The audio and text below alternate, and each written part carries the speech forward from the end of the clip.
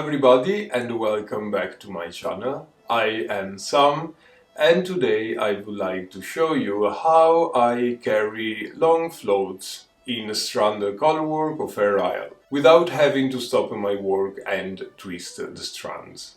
Being a continental knitter, it's always been quite frustrating and slowing down my work to having to stop and twist my strands during long floats. I like to twist my floats and carry them every 2 or 3 stitches depending on the work. And with this simple method, you will be able to twist your floats on the go without having to drop your yarns and twist them. And I have here a little swatch of 6 stitches of main color within 2 stitches of contrasting color.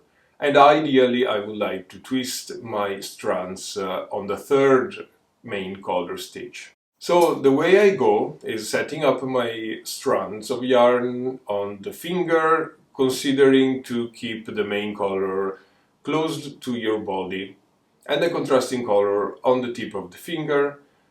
Knit the first 2 stitches as usual, the first 3 stitches of main color, and then when you get to twist your yarn or to carry your float, the way I do is inserting the needle knitwise, go underneath both strands, on the top of the main color and knit through. Let me repeat again. Insert the needle knitwise underneath both yarns on the top of the main color and knit through. And then I can carry on knitting until I reach the next point for a twist.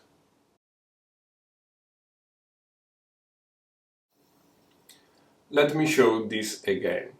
We are here at the next twist point and I want to carry my float. So instead of dropping the yarn and twist the strands, I insert my needle knitwise, I go underneath both strands on the top of the main color and knit, and then I can go on with my work.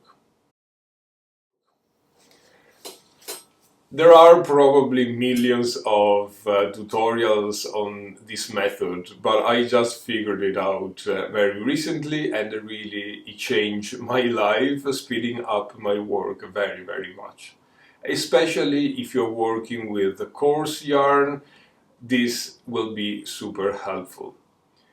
You may find if you knit at speed that sometimes the contrasting color will show through. This is not a problem, just give your fabric a bit of a stretch and everything will be placed back together and there won't be any show through. If you have found this video helpful or you got any value out of it, please consider to subscribe to my channel. This will massively help my little channel to have some visibility. And you can find myself around the internet looking for Irish Farm Art and here on YouTube, where I'm hosting a knitting podcast every couple of weeks. I'll see you very soon. Bye bye!